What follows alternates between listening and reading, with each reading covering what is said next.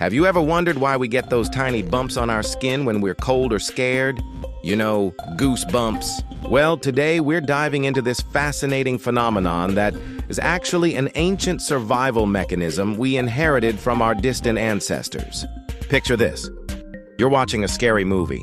Or maybe you're standing outside on a chilly morning. Suddenly your skin transforms into what looks like a plucked chicken's skin. But why does this happen?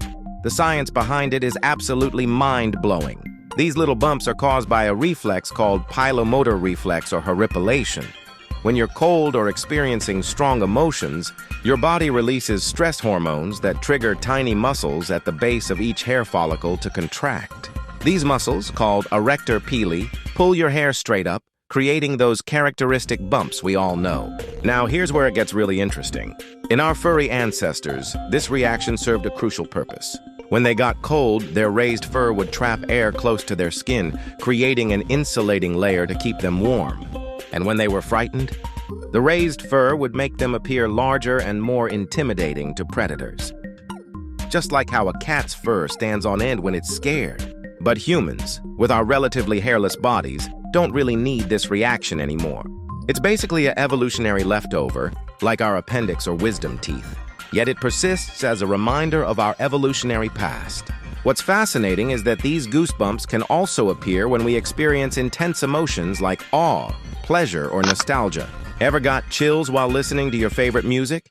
That's your ancient fight-or-flight response getting triggered by something completely non-threatening. Scientists have even found that people who get goosebumps while listening to music tend to have stronger and more numerous neural connections between their auditory cortex and emotion processing regions. In other words, if you get goosebumps from music, you might be wired to experience emotions more deeply than others.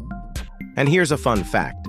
While humans can't control their goosebumps voluntarily, there are actually a few people in the world who can. They're extremely rare. But these individuals can summon goosebumps at will, which has become a subject of fascinating scientific research. So next time you notice those tiny bumps on your skin, remember, you're experiencing an ancient survival mechanism that's been passed down through millions of years of evolution.